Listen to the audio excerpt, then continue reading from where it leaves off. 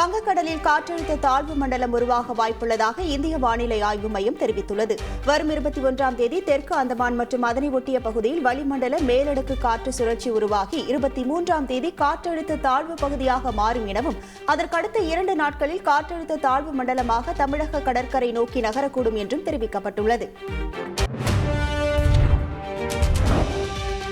தமிழகத்தின் கடற்கரையோர மாவட்டங்களில் வரும் 25ஆம் தேதி முதல் மழை படிப்படியாக அதிகரிக்கும் என சென்னை வானிலை ஆய்வு மையம் அறிவித்துள்ளது. 23ஆம் தேதி உருவாகும் காற்றழுத்த தாழ்வு பகுதி அடுத்த 2 நாட்களில் காற்றழுத்த தாழ்வு மண்டலமாக வலுப்பெறும் என்று அறிவிக்கப்பட்டுள்ளது.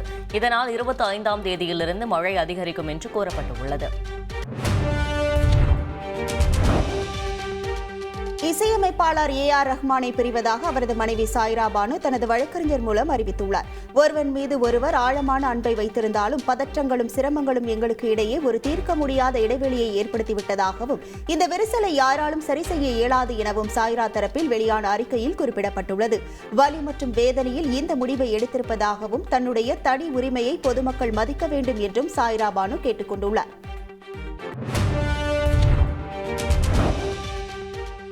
சாய்ரா பானு விவாகரத்து கோரியுள்ளதை AR ரஹ்மான் தனது ட்வீட் மூலம் உறுதிப்படுத்தியுள்ளார்.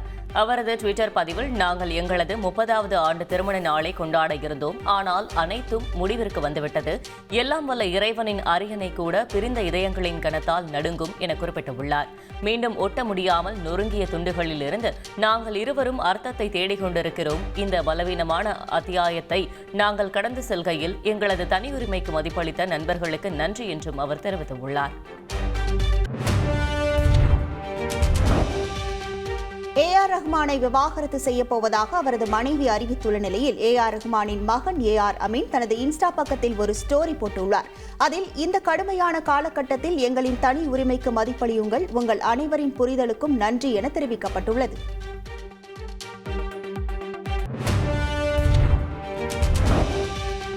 இசையமைப்பாளர் AR ரஹ்மான் சாய்ரா பானுவின் தம்பதியின் பிரிவு குறித்து நடிகரும் இயக்குநருமான பார்த்திபன் எக்ஸ் தளத்தில் பதிவிட்டுள்ளார். அதில், இசை ஸ்வரங்கள் பிரிவதால் தான் நாதம் பிறக்கும் என்றும் பிரிவு என்பது துக்கம் மட்டுமல்ல, புதிய அமைதியாகவும் பிறக்கலாம் என்றும் குறிப்பிட்டுள்ளார்.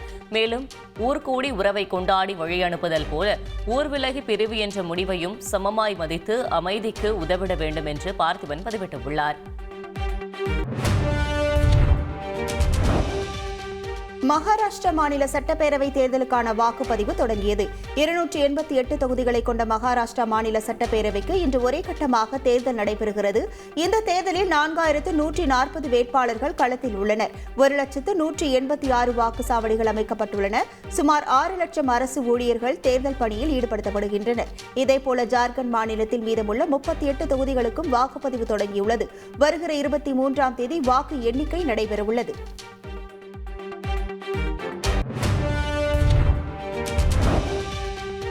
திமுகவின் உயர்நிலை செயல் திட்டக்குழு ஆலோசனைக் கூட்டம் இன்று அக்கட்சியின் தலைவர் MK ஸ்டாலின் தலைமையில் நடைபெறவுள்ளது. அண்ணா அறிவாலயத்தில் காலை 10:30 மணிக்கு இந்த கூட்டம் நடைபெறவுள்ளது.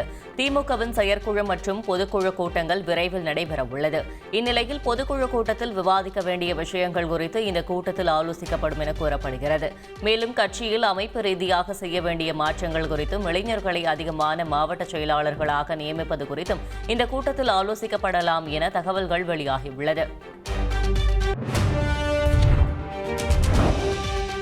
கூட்டணிக்கு வருபவர்கள் 20 சீட் கொடுங்க, 50 கோடி 100 கோடி கொடுங்க என கேட்பதாக அதிமுக முன்னாள் அமைச்சர் திண்டுக்கல் சீனிவாசன் தெரிவித்துள்ளார்.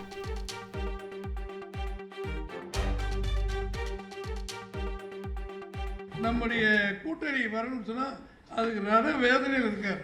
எவன் வந்தாலும் சும்மா வரான். 220 சீட்டு கொடுங்க, ஒரு 50 கோடி கையில் கொடுத்துருங்க, 100 கோடி கொடுங்க, வேலையை நம்ம 7 நெல் அரிசி விற்கிற மாதிரி பேசுகிறாங்க. அது எங்கே போகிறது?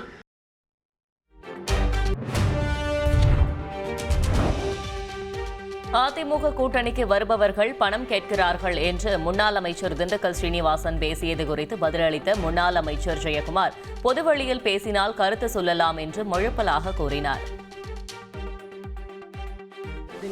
சீனிவாசன் சார் என்ன சொல்கிறாருன்னா, கூட்டணிக்கு வரவங்க வந்துட்டு சீட்டம் கேட்குறாங்க, 50 கோடி ரூபா 100 கோடி ரூபா பணம் கேட்குறாங்க அப்படின்னு பேசியிருக்காங்க சார். அது இண்டோர் மீட்டிங்கில் பேசுறது. அதை வச்சு நீங்கள் கருத்து கேட்க வச்சு நான் எப்படி சொல்ல முடியும்? அதனால் அப்படி ஒன்றும் அவர் பேசியதாக வந்து தெரியல. அது வந்து பார்த்தீங்கன்னா இண்டோர் மீட்டிங்கில் பார்த்தீங்கன்னா கட்சிக்காரர் பற்றியில் வேறு விஷயம் தான் பேசியிருப்பார் அது. ஆனால் அது பத்திரிக்கை தான் பார்த்தீங்கன்னா வேறு மாதிரி தான் போடுறாங்க. அதனால் எனக்கு வந்து வெளிப்படையாக வந்து வெளியில் வந்து பேசி அது செய்தி நான் கேட்டு தான் சொல்ல முடியும். அதிமுகவுடன் மீண்டும் கூட்டணி வைப்பதற்கு பாஜக பல்வேறு முயற்சிகளை எடுத்து வருவதாக விடுதலை சிறுத்தைகள் கட்சித் தலைவர் திருமாவளவன் தெரிவித்துள்ளார். கிருஷ்ணகிரி மாவட்டம் ஹோசூரில் செய்தியாளர்களிடம் பேசிய அவர், அதிமுகவுக்கு இது நெருக்கடியான காலம் என்றும் அதிமுகவை தனிமைப்படுத்தி கூட்டணி வைக்க முயற்சிப்பதாகவும் கூறினார். பாஜகவின் முயற்சிகளை அதிமுக முறியடித்து வருவதாகவும் திருமாவளவன் தெரிவித்தார்.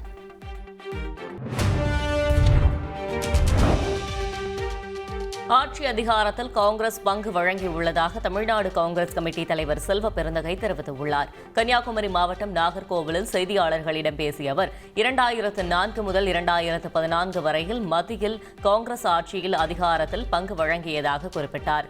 பாஜக ஆட்சியில் இருக்கும் வரையில் மணிப்பூரில் கலவரம்தான் இருக்க செய்யும் என்றும், கலவரத்தை எல்லா மாநிலத்திலும் பரவ வைப்பதற்கான அனைத்து வேலைகளையும் பாஜக RSS முன்னெடுத்து வருகிறது எனவும் குற்றம் சாட்டினார்.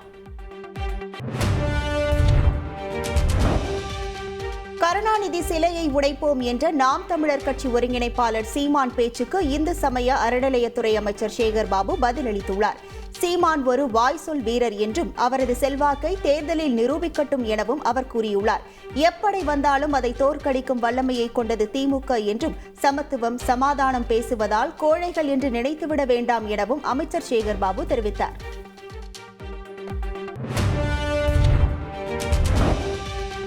தமிழக வெற்றிக் கழகத்தின் ஆலோசனைக் கூட்டம் பனையூரில் உள்ள கட்சியின் தலைமை அலுவலகத்தில் நடைபெற்றது. கட்சியின் பொதுச் செயலாளர் புசி ஆனந்த் தலைமையில் நடைபெற்ற இக்கூட்டத்தில் செங்கல்பட்டு மாவட்டத்தைச் சேர்ந்த தொண்டர்கள், பொறுப்பாளர்கள் என 2000க்கும் மேற்பட்டோர் கலந்து கொண்டனர். அதில் மாவட்ட செயலாளர், மாவட்ட தலைவர்களை கூடுதலாக நியமிப்பது குறித்து ஆலோசிக்கப்பட்டது. கூட்டத்தில் பேசிய ஆனந்த், கட்சியில் உழைப்பவர்களை தேடி பதவிகள் வரும் என்று கூறினார்.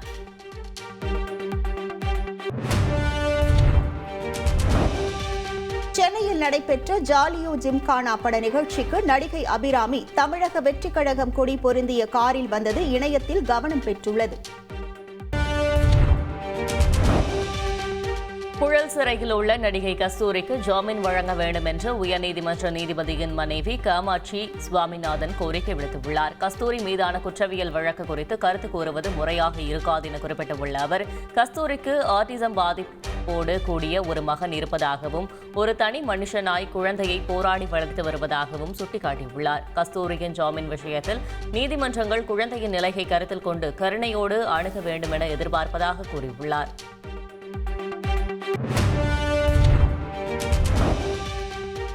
நடிகை கஸ்தூரியின் பேச்சுக்கு கண்டனம் தெரிவித்துள்ள தேமுதிக பொதுச் செயலாளர் பிரேமலதா விஜயகாந்த், அவருக்கு அநியாயம் நடந்திருப்பதாக ஆதரவான கருத்தையும் கூறியுள்ளார். திருவள்ளூர் மாவட்டம் பொன்னேரியில் செய்தியாளர்களிடம் பேசிய அவர், பெண்ணாக இருந்து பெண்களை அவதூறாக பேசியது கண்டிக்கத்தக்கது என்றார். அவதூறு பேசிய பல தலைவர்கள் கைது செய்யப்படவில்லை எனவும், வன்மமாக தீவிரவாதியைப் போல் கைது செய்தது வேதனைக்குரியது எனவும் பிரேமலதா தெரிவித்தார்.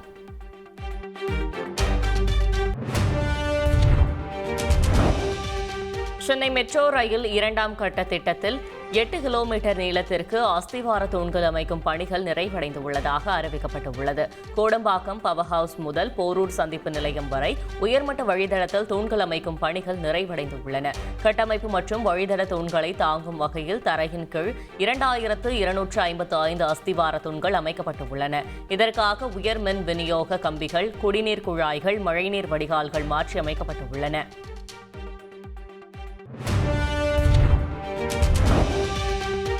கடலூரில் போக்குவரத்து சிக்னலில் கட்டப்பட்டிருந்த விளம்பர பதாகை கழன்று விழுந்ததில் சாலையில் இருசக்கர வாகனத்தில் சென்று கொண்டிருந்தவர் காயமடைந்தார்.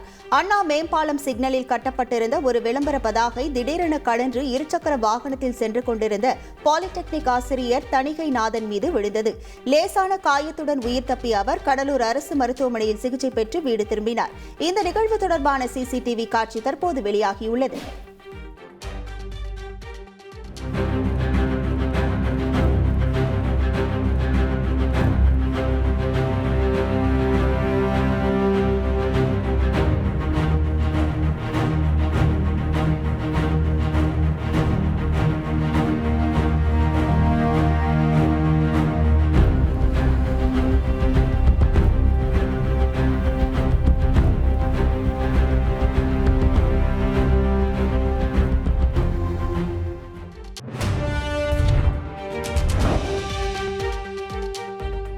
விளம்பர பதாகை கழன்று விழுவது தொடர்பான சிசிடிவி காட்சியை வெளியிட்டதாக 3 காவலர்கள் ஆயுதப்படைக்கு மாற்றம் செய்யப்பட்டுள்ளனர்.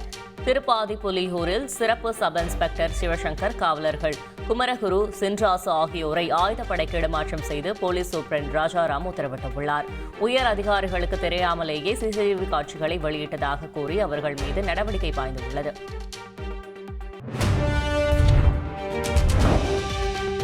ஒடிசாவில் இதய துடிப்பு நின்ற நபர் 2 மணி நேரத்திற்கு பின் உயிர் பிழைத்தார். ஒடிசாவை சேர்ந்த ராணுவ வீரர் சுபாகாந்த் இதய பிரச்சினை காரணமாக புவனேஸ்வர் எய்ம்ஸ் மருத்துவமனையில் அனுமதிக்கப்பட்டார். அவருக்கு திடீரென மாரடைப்பு ஏற்பட்டு இதய துடிப்பு நின்றது.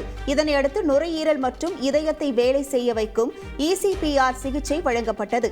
இந்த நிலையில் 120 நிமிடங்களுக்கு பிறகு அவரின் இதயம் மீண்டும் துடிக்க தொடங்கியது. தொடக்கத்தில் வழக்கத்திற்கு மாறாக துடித்த இதயம் சிறிது நேரத்திற்கு பின் இயல்பு நிலைக்கு அடைந்தது. தற்போது சுபாகாந்த் அபாய கட்டத்தை தாண்டிவிட்டதாக புவனேஸ்வர் எய்ம்ஸ் மருத்துவர்கள் தெரிவித்துள்ளனர்.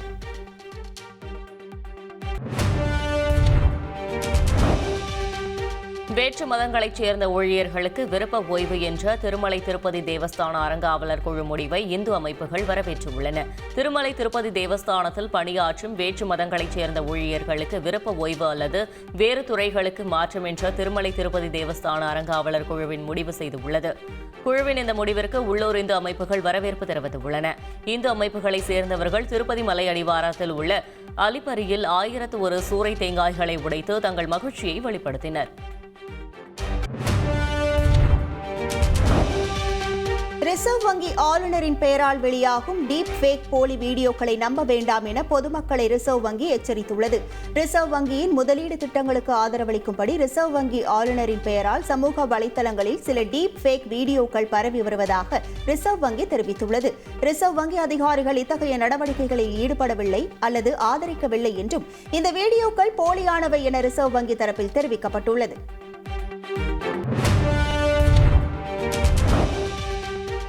அரசியல் கட்சிகளின் எதிர்ப்பை தொடர்ந்து LIC இணையதள பக்கம் மீண்டும் ஆங்கில மொழிக்கு மாற்றப்பட்டுள்ளது. சில தொழில்நுட்ப பிரச்சினையால் ஹிந்தி மொழிக்கு மாறியதாகவும் அவற்றை சரி செய்து மீண்டும் ஆங்கிலத்தில் முகப்பு பக்கத்தை மாற்றியதாகவும் வழக்கம் போல் ஆங்கிலம் ஹிந்தியில் பயன்படுத்தலாம் எனவும் LIC விளக்கம் அளித்துள்ளது. இணையத்திலிருந்து ஹிந்தி மொழியால் ஏற்பட்ட சிரமத்திற்கு வருந்துவதாகவும் LIC குறிப்பிட்டுள்ளது.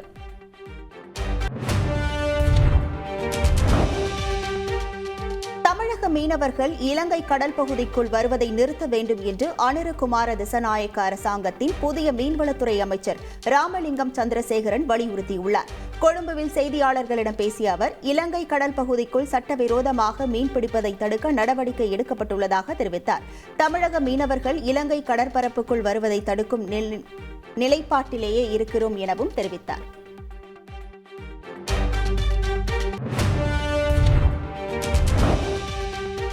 நீர்வளம், எரிசக்தி போன்ற பல்வேறு துறைகளில் இந்தியா எண்ணற்ற முன்னெடுப்புகளை மேற்கொண்டு வருவதாக G20 மாநாட்டில் பிரதமர் மோடி தெரிவித்துள்ளார். 2வது நாளாக உரையாற்றிய பிரதமர் மோடி, நிலையான வளர்ச்சி நோக்கத்தில் இந்தியாவின் உறுதியான உறுதிப்பாட்டை மீண்டும் வலியுறுத்தியதற்காக தெரிவித்துள்ளார். கடந்த தசாப்தத்தில் வீட்டு வசதி, நீர்வளம், எரிசக்தி மற்றும் சுகாதாரம் போன்ற துறைகளில் இந்தியா பல முயற்சிகளை மேற்கொண்டு உள்ளதாகவும் அவை நிலையான எதிர்காலத்திற்கு மிகவும் பங்களித்துள்ளதாகவும் பிரதமர் மோடி கூறியுள்ளார்.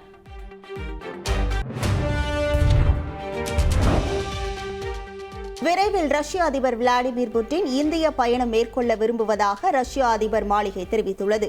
புட்டினின் இந்திய பயண தேதி விரைவில் உறுதி செய்யப்படும் என்று அந்நாட்டு அதிபர் மாளிகை செய்தி தொடர்பாளர் டிமிட்ரி பெஸ்கோவ் தெரிவித்துள்ளார். பிரதமர் மோடி 2 முறை ரஷ்யா வந்துள்ளார். இப்போது நாங்கள் இந்தியாவுக்கு வரவேண்டிய தருணம், அதை நோக்கி பயணிக்கிறோம் என அவர் குறிப்பிட்டுள்ளார். அடுத்த வருட தொடக்கத்தில் அதிபர் புட்டினின் இந்திய பயணம் இருக்கலாம் எனவும் தகவல்கள் வெளியாகியுள்ளன.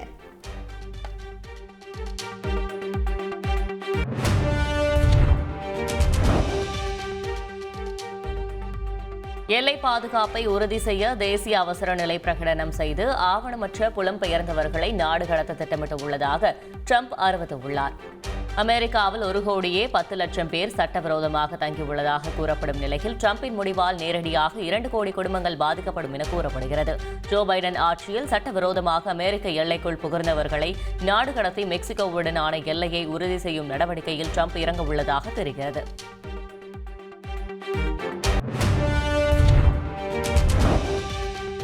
SpaceX ராக்கெட் மூலம் விண்ணில் ஏவப்பட்ட 6வது ஸ்டார்ஷிப் சோதனை ராக்கெட் எலான் மஸ்குடன் ட்ரம்ப் கண்டுகளித்தார். எலான் மஸ்கின் ஸ்பேஸ் எக்ஸ் நிறுவனத்தின் 6வது ஸ்டார்ஷிப் ராக்கெட் கேப் கேனவரல் ஏவுதளத்திலிருந்து இந்திய நேரப்படி நள்ளிரவு 12 மணிக்கு வெற்றிகரமாக விண்ணில் ஏவப்பட்டது. அதனை எலான் மஸ்குடன் ட்ரம்ப் பார்த்ததுடன் அது குறித்து அங்குள்ள விஞ்ஞானிகளிடம் கேட்டறிந்தார்.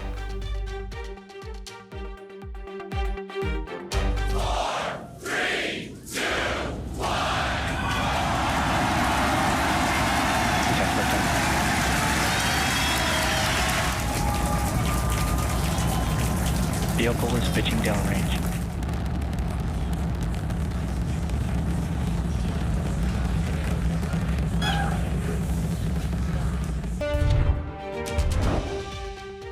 கோவை விமான நிலையத்தில் நேற்று முன்தினம் காங்கிரஸ் கட்சியின் முக்கிய தலைவரை வழியனுப்புவதற்காக INTUC தலைவர் கோவை செல்வம் தலைமையிலும் தேசிய செயலாளர் மயூரா ஜெயக்குமார் தலைமையிலும் 2 அணிகளாக காங்கிரசார் சென்றனர். அங்கு 2 அணிகளுக்கும் இடையே கடுமையான வாக்குவாதம் ஏற்பட்டது. இந்நிலையில் மயூரா ஜெயக்குமார் செல்வத்தை கடுமையாக பேசும் வீடியோ வெளியாக சமூக வலைதளங்களில் வைரலானது. இதுகுறித்து இரு தரப்பினரும் கோவை மாநகர காவல் ஆணையரிடம் புகார் அளித்துள்ளனர்.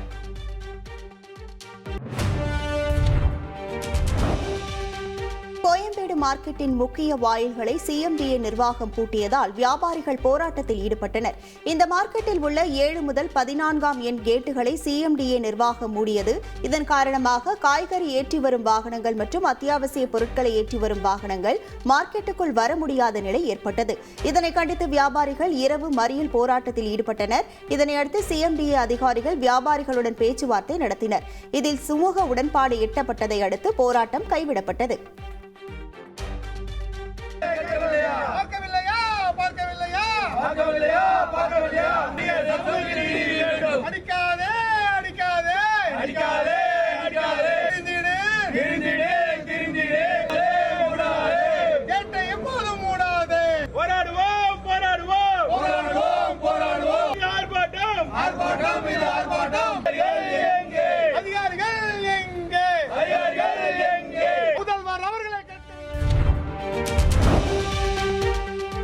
நாமக்கல் மாவட்டத்திலிருந்து போராட்டத்திற்காக சென்னை கிளம்பிய அங்கன்வாடி பணியாளர்கள் போலீசாரால் சிறைபிடிக்கப்பட்டனர். சென்னை தரப்பணியில் அங்கன்வாடி பணியாளர்கள் பல அம்ச கோரிக்கைகளை வலியுறுத்தி இன்று போராட்டம் நடத்தவுள்ளனர். இதற்காக தமிழகம் முழுவதிலும் இருந்து அங்கன்வாடி பணியாளர்கள் சென்னைக்கு படையெடுத்து வருகின்றனர். இந்நிலையில் நாமக்கல் மாவட்டத்திலிருந்து போராட்டத்திற்காக சென்னைக்கு புறப்பட்ட அங்கன்வாடி பணியாளர்களை போலீசார் நேற்று இரவே சிறைபிடித்தனர்.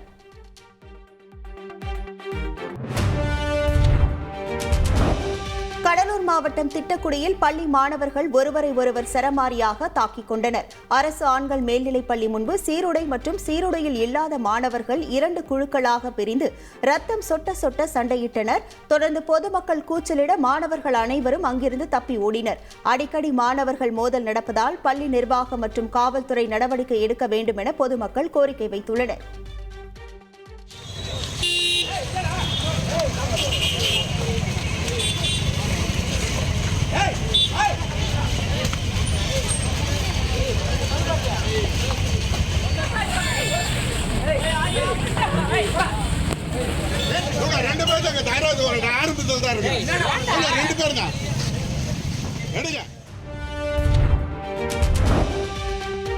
திருவண்ணாமலை மாவட்டத்தில் ட்ரிபிள் சென்ற பள்ளி மாணவர்களின் இருசக்கர வாகனம் விபத்திற்குள்ளாகி ஒரு பள்ளி மாணவன் பலியான சம்பவம் சோகத்தை ஏற்படுத்தியுள்ளது. வேட்டவலம் பகுதியில் உள்ள அரசு ஆண்கள் மேல்நிலைப் பள்ளியில் முத்துலிங்கம், ராமு, ஜெகதீஷ் ஆகிய மூவரும் 12ஆம் வகுப்பு படித்து வந்தனர். பள்ளி முடிந்த பின் 3 பேரும் ஒரே இருசக்கர வாகனத்தில் தளவாய்க்குளம் நோக்கி சென்றுள்ளனர். இருசக்கர வாகனம் ஆவூர் அருகே சென்றபோது சாலையோரம் இருந்த மரத்தின் மீது மோதி விபத்து ஏற்பட்டது. இதில் முத்துலிங்கம் சம்பவ இடத்திலேயே பலியானார். மற்ற 2 பேரும் படுகாயமடைந்தனர். அரக்கோணம் அருகே திருட வந்த இடத்தில் CCTV கேமரா இருந்ததை பார்த்த திருடன் மாற்றுத்திறனாளி போல் நடித்த கோமாளித்தன காட்சிகள் வைரலாகியுள்ளது. அரக்கோணம் துரைசாமி நகர் பகுதியில் ஜெபக்கூட அலுவலகத்துக்குள் புகுந்த மர்ம நபர்கள் அங்கிருந்த பெரிய டிவி, மைக் உள்ளிட்ட பொருட்களை திருடி சென்றனர். அப்போது அங்கு பொருந்தி இருந்த CCTV கேமராவை பார்த்த திருடன் மாற்றுத்திறனாளி போல நடந்து தனது உடல் மொழியை மாற்றினார். இந்த காட்சிகள் வைரலாகியுள்ள நிலையில் மர்ம நபர்களை அரக்கோணம் நகர போலீசார் வலைவீசி தேடி வருகின்றனர்.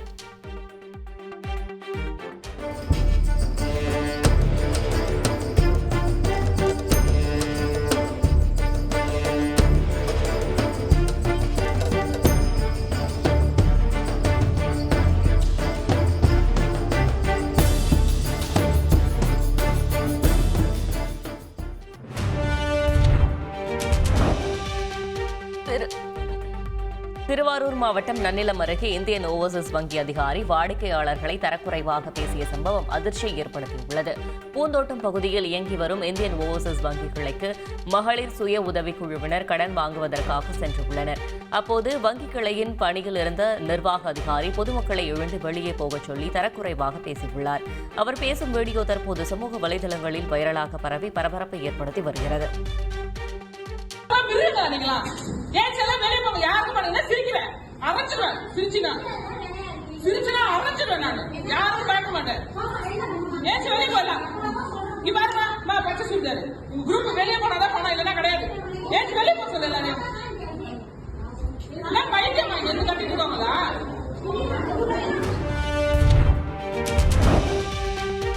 நடிகர் ராம் சரண் சபரிமலை ஐயப்பனுக்கு மாலை அணிந்து கொண்டு கடப்பா தர்காவில் சிறப்பு பிரார்த்தனை செய்தார்.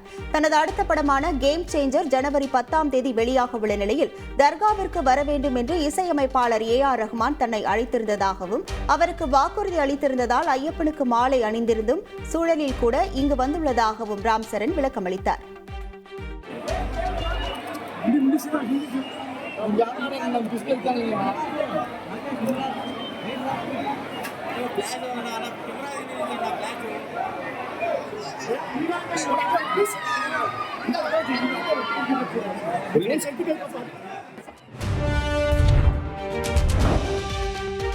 சினிமா டிக்கெட் விலை குறைவாக இருந்தால் ஏழை மக்களும் அதிக அளவில் படம் பார்க்க வருவார்கள் என நடிகர் ராமராஜன் தெரிவித்துள்ளார். தனது படத்திற்கு 50 ரூபாய்க்கு டிக்கெட் விற்கப்பட்டதாகவும் அதனால் கடைசி ஷோ ஹவுஸ்ஃபுல்லாக இருந்ததாகவும் தெரிவித்தார். மேலும் நயன்தாரா தனுஷ் விவகாரம் கவலைக்குரிய விஷயமல்ல என்றும் ராமராஜன் கூறியுள்ளார். பாகிஸ்தானில் நடைபெறும் பார்வை மாற்றுத்திறனாளிகளுக்கான T20 உலகக்கோப்பை தொடரிலிருந்து இந்திய அணி விலகியுள்ளது. ஏற்கனவே ICC சாம்பியன்ஸ் டிராபி தொடரில் பங்கேற்க பாகிஸ்தான் செல்ல மாட்டோம் என BCCI திட்டவட்டமாக அறிவித்ததால் இந்திய போட்டிகளை வேறு நாடுகளில் நடத்த ICC ஆலோசித்து வருகிறது. இந்த சூழலில் பார்வை மாற்றுத்திறனாளிகளுக்கான T20 உலகக்கோப்பை தொடர் பாகிஸ்தானில் வருகிற 23ஆம் தேதி தொடங்கும் நிலையில் இந்திய அணிக்கு மத்திய அரசு அனுமதி மறுத்துள்ளது.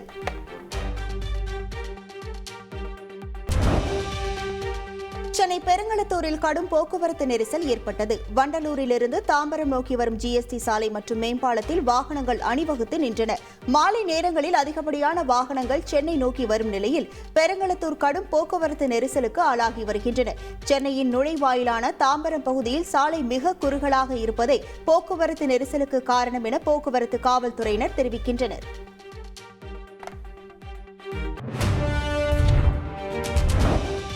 கோவை மாவட்டம் சூலூர் அருகே விவசாய நிலத்தில் எண்ணெய் குழாய் பதிப்பதற்கு எதிர்ப்பு தெரிவித்து விவசாயிகள் கருப்பு கொடி ஆர்ப்பாட்டத்தில் ஈடுபட்டனர்.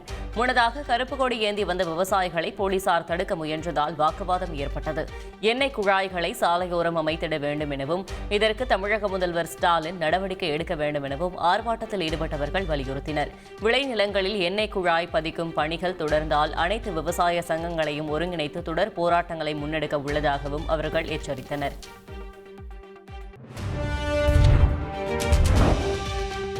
கனமழை காரணமாக வாய்க்கால்கள் தூர்வாரப்படாததால் நூற்றுக்கணக்கான ஏக்கர் நெற்பயிர்கள் நீரில் மூழ்கியுள்ளன. தஞ்சை மாவட்டம் அம்மாப்பேட்டை மற்றும் சுற்றியுள்ள கிராமங்களான புத்தூர், உக்கடை, கோவிந்தநல்லூர், விழுதியூர் உள்ளிட்ட பகுதிகளில் நூற்றுக்கணக்கான ஏக்கர் பரப்பளவில் சம்பா மற்றும் தாளடி நெல் பயிர்கள் நடவு செய்யப்பட்டுள்ளன. இந்த பகுதியில் உள்ள வடிகால் வாய்க்கால்கள் தூர்வாராத காரணத்தால் மழைநீர் விளைநிலங்களுக்குள் புகுந்து குளம் போல் காட்சியளிக்கிறது. எனவே போர்க்கால அடிப்படையில் வாய்க்கால்களை தூர்வார வேண்டும் என விவசாயிகள் கோரிக்கை விடுத்துள்ளனர்.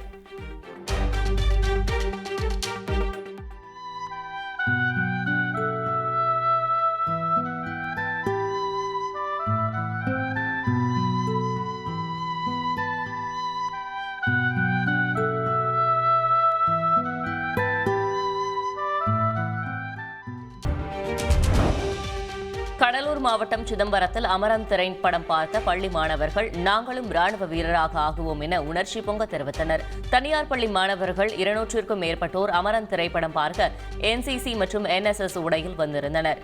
இதுகுறித்து தகவல் அறிந்து சிதம்பரம் DSP மற்றும் போலீசார் நேரில் வந்து மாணவர்களிடம் சிறிது நேரம் பேசினர். தொடர்ந்து படம் முடிந்து வெளியே வந்த மாணவர்கள் நாங்களும் ராணுவ வீரர்களாக ஆகி நாட்டிற்கு நல்லது செய்வோம், பிறருக்கு உதவும் எண்ணத்தை அமரன் தங்களுக்கு கற்றுக் கொடுத்து உள்ளது என நெகிழ்ச்சியுடன் தெரிவித்துச் சென்றனர். இந்தியா சீனா இடையே நேரடி விமான சேவையை விரைவில் துவங்குவது குறித்து இரு நாட்டு வெளியுறவு அமைச்சர்களும் ஆலோசனை நடத்தினர். இந்தியா சீனா இடையே இயக்கப்பட்ட நேரடி விமான சேவை கொரோனா பரவல் காரணமாக 2020ஆம் ஆண்டு நிறுத்தப்பட்டது. இந்நிலையில் பிரேசிலின் ரியோ டி ஜெனீரோ நகரில் மத்திய வெளியுறவுத்துறை அமைச்சர் ஜெய்சங்கர் சீன வெளியுறவுத்துறை அமைச்சர் வாங் யியுடன் பேச்சுவார்த்தை நடத்தினர். அப்போது இரு நாடுகளுக்கும் இடையில் விமான சேவையை மீண்டும் துவங்குவது குறித்து ஆலோசிக்கப்பட்டது.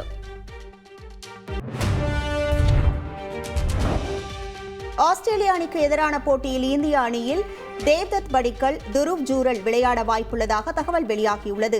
பார்டர் கவாஸ்கர் தொடரின் முதல் டெஸ்ட் போட்டி பெர்த் நகரில் வெள்ளிக்கிழமை காலை 7:50 மணிக்கு தொடங்குகிறது. இதற்காக இந்திய வீரர்கள் தீவிர பயிற்சியில் ஈடுபட்டு வரும் நிலையில் முதல் போட்டியில் தொடக்க வீரராக KL ராகுல், மூன்றாவது வீரராக தேவ்தத் படிக்கல், மிடில் ஆர்டரில் துருவ் ஜூரல் களமிறங்க வாய்ப்புள்ளதாக தகவல் வெளியாகியுள்ளது.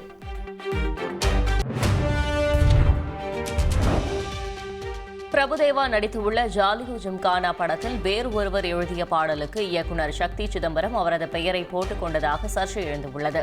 செய்தியாளர் சந்திப்பில் இதுகுறித்து கேள்வி எழுப்பிய போது பதில் அளிக்க முடியாமல் இயக்குநர் சக்தி சிதம்பரம் பாதியிலேயே வெளியேறினார்.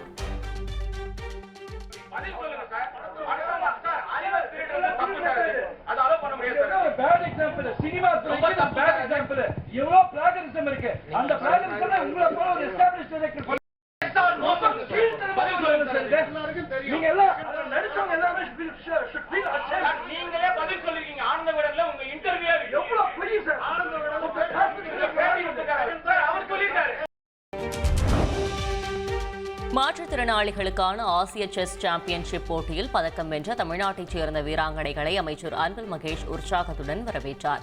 கிர்கிஸ்தானில் நடைபெற்ற மகளிர் 20 வயதிற்குட்பட்டோருக்கான ஆசிய சாம்பியன்ஷிப் போட்டியில் இந்தியா சார்பில் பங்கேற்ற சென்னையைச் சேர்ந்த ஷரோன் ஏபி தங்கப்பதக்கமும், தூத்துக்குடி மாவட்டம் கோவில்பட்டியைச் சேர்ந்த துர்காஸ்ரீ வெள்ளிப்பதக்கமும் வென்று நாட்டிற்கு பெருமை சேர்த்தனர்.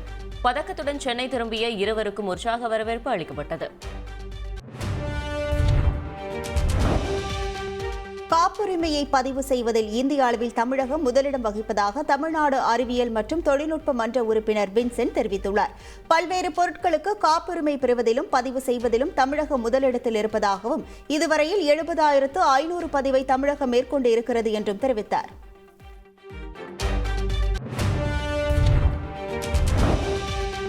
தொடர் போக்குவரத்து நெரிசலில் சிக்கி தவித்த தாம்பரம் வேளச்சேரி சாலையில் ஆக்கிரமிப்புகளை அதிகாரிகள் அகற்றினர். நெடுஞ்சாலைத்துறை அதிகாரிகள் JCB இயந்திரங்களுடன் ஆக்கிரமித்து வைக்கப்பட்ட பொருட்களை இடித்து தள்ளினர்.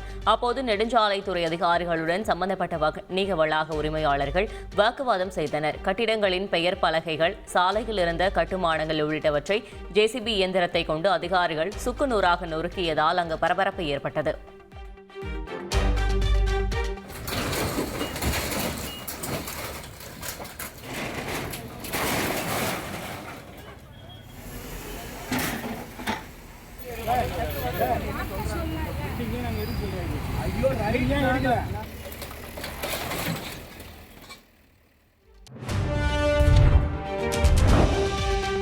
செங்கல்பட்டிலிருந்து தாம்பரம் நோக்கி சென்ற தடம் எண் 500 மாநகர பேருந்தின் கதவுகள் முறையாக மூடாமல் விபத்தை ஏற்படுத்தும் விதமாக சாலையில் நீட்டியபடி சென்றதால் பரபரப்பு ஏற்பட்டது.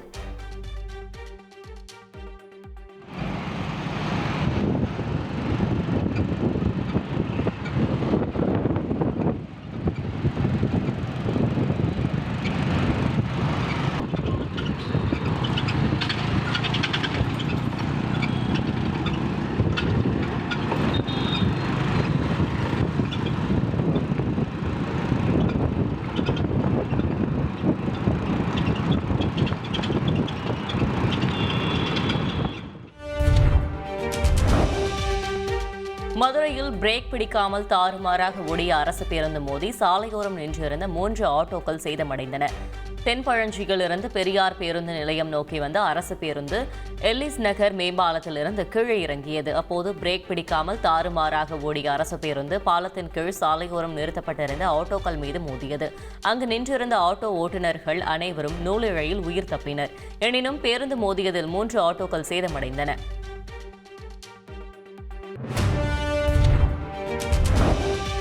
ராசிபுரம் அருகே இருசக்கர வாகனத்தில் அதிவேகமாக சென்ற இளைஞர்கள் சாலையோர கடையின் மீது மோதி விபத்தில் சிக்கிய நிலையில் பதற வைக்கும் விபத்தின் CCTV காட்சிகள் வெளியாகியுள்ளது.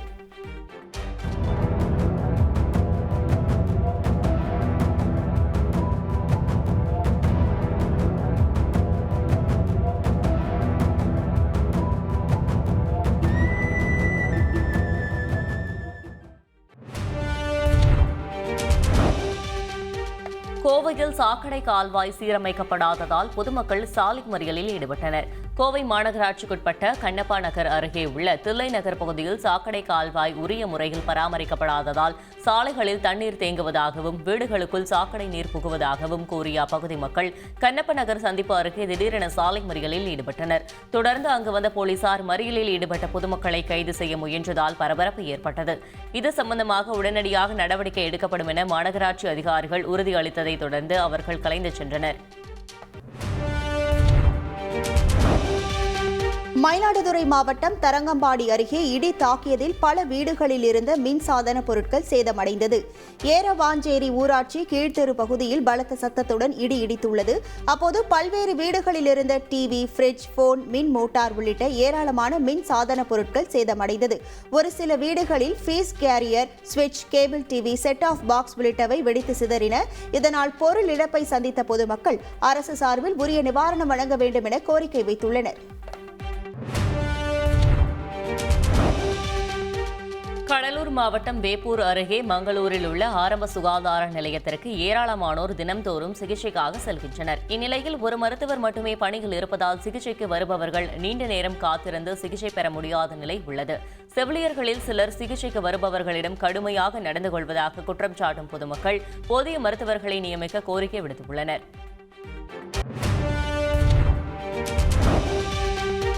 நாமக்கல் மாவட்டம் பள்ளிப்பாளையத்தில் நிறம் மாறி காணப்பட்ட கிணற்று நீரை மாசு கட்டுப்பாட்டு வாரிய அதிகாரிகள் ஆய்வு செய்தனர்.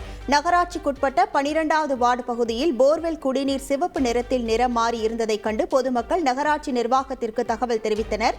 இதையடுத்து மாசு கட்டுப்பாட்டு வாரிய அதிகாரிகள் மற்றும் நகராட்சி அதிகாரிகள் நிறம் மாறி காணப்பட்ட கிணற்று நீரை ஆய்வு செய்தனர். கிணற்றில் எவ்வகையான கழிவுநீர் கலந்துள்ளது என்பதை கண்டறியும் வகையில் கிணற்று நீர் மாதிரியை சேகரித்து சென்றனர்.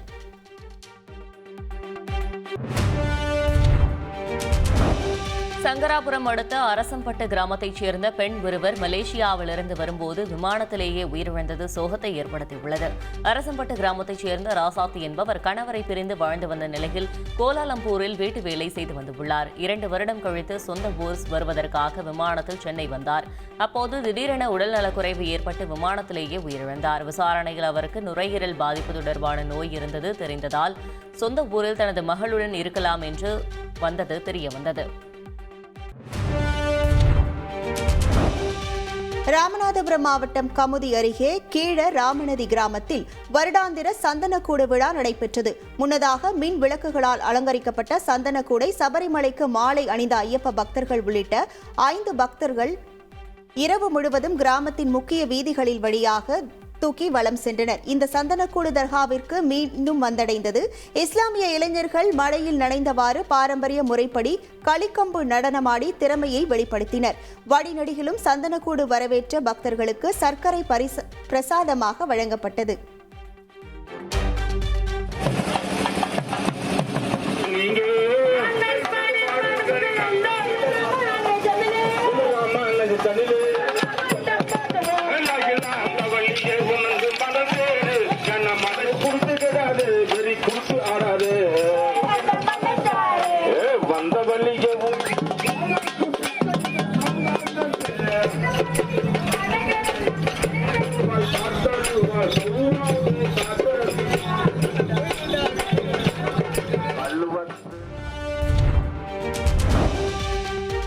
திருப்பரங்குன்றம் மலை உச்சியில் தடை செய்யப்பட்ட பகுதியில் கார்த்திகை தீபம் ஏற்றிய வழக்கில் இந்து முன்னணி நிர்வாகிகள் 4 பேர் கைது செய்யப்பட்டுள்ளனர். கடந்த 16ஆம் தேதி நள்ளிரவில் தடை செய்யப்பட்ட திருப்பரங்குன்றம் மலை உச்சியில் இந்து முன்னணி சார்பில் தீபம் ஏற்றி அதனை முகநூலில் பதிவு செய்துள்ளனர்.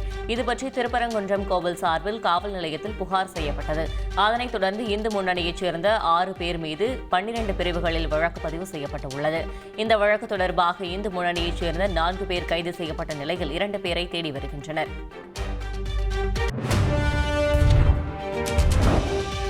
ராமநாதபுரம் மாவட்டம் கமுதி அருகே கீழ ராமநதி கிராமத்தில் வருடாந்திர சந்தனக்கூடு விழா நடைபெற்றது. முன்னதாக மின் விளக்குகளால் அலங்கரிக்கப்பட்ட சந்தனக்கூடை சபரிமலைக்கு மாலை அணிந்த ஐயப்ப பக்தர்கள் உள்ளிட்ட 5 பக்தர்கள் இரவு முழுவதும் கிராமத்தின் முக்கிய வீதிகளில் வழியாக தூக்கி வலம் சென்றனர். இந்த சந்தனக்கூடு தர்காவிற்கு மீண்டும் வந்தடைந்தது. இஸ்லாமிய இளைஞர்கள் மழையில் நனைந்தவாறு பாரம்பரிய முறைப்படி களிக்கம்பு நடனமாடி திறமையை வெளிப்படுத்தினர். வழிநெடுகிலும் சந்தனக்கூடு வரவேற்ற பக்தர்களுக்கு சர்க்கரை பிரசாதமாக வழங்கப்பட்டது.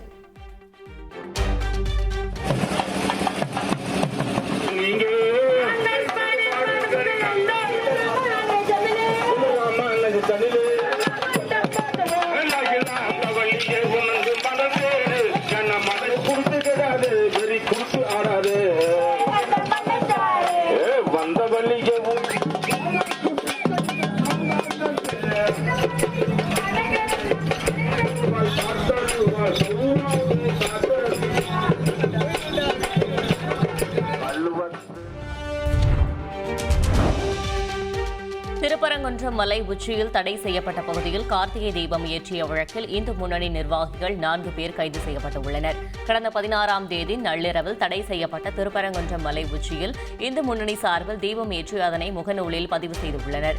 இதுபற்றி திருப்பரங்குன்றம் கோவில் சார்பில் காவல் நிலையத்தில் புகார் செய்யப்பட்டது. அதனைத் தொடர்ந்து இந்து முன்னணியைச் சேர்ந்த 6 பேர் மீது 12 பிரிவுகளில் வழக்கு பதிவு செய்யப்பட்டுள்ளது. இந்த வழக்கு தொடர்பாக இந்து முன்னணியைச் சேர்ந்த 4 பேர் கைது செய்யப்பட்ட நிலையில் 2 பேரை தேடி வருகின்றனர்.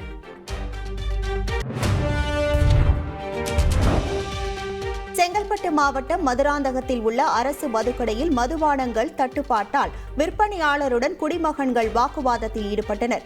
டாஸ்மாக் கடையில் குறிப்பிட்ட வகை மதுபானங்கள் மட்டுமே விற்கப்படுவதாகவும் பெரும்பாலான சரக்குகள் இருப்பு இல்லாததால் ராக்குகள் காலியாக இருப்பதாகவும் குடிமகன்கள் குற்றம் சாட்டினர். சரக்கு இல்லை என்றால் எதற்காக கடையை திறந்து வைத்துள்ளீர்கள் என கேட்கும் மதுப்பிரியர்கள் கடையை மூடிவிட்டு செல்லுங்கள் என ஆவேசமாக கூறினார்கள்.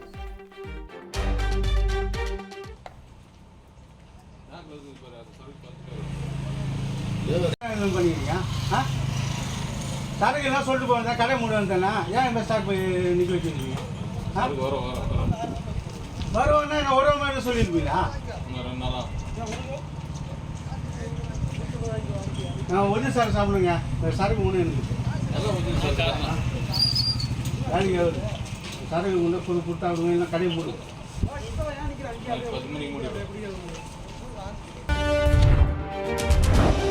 திருப்பூர் மாவட்டம் தாராபுரத்தில் 5 தலைமுறைகள் கண்ட 101 வயது முதியவருக்கு பிறந்தநாள் கொண்டாடி கொள்ளு பேரன்கள் மகிழ்ந்தனர். ஓய்வு பெற்ற நகராட்சி உதவியாளரான கோவிந்தராஜ் தனது இளைய மகனுடன் வசித்து வருகிறார். 101 வயதானாலும் தன்னுடைய அன்றாட பணிகளை யார் உதவியுமின்றி தானே செய்து கொண்டு உற்சாகமாக பொழுதை போக்கி வருகிறார். அவரது பிறந்தநாளையொட்டி மகன், பேரன், பேத்தி, கொள்ளு பேரன் என ஒரே குடும்பத்தை சேர்ந்த 56 பேர் ஒன்றிணைந்து கோவிந்தராஜிற்கு பிறந்தநாள் வாழ்த்து தெரிவித்து கொண்டாடி மகிழ்ந்தனர்.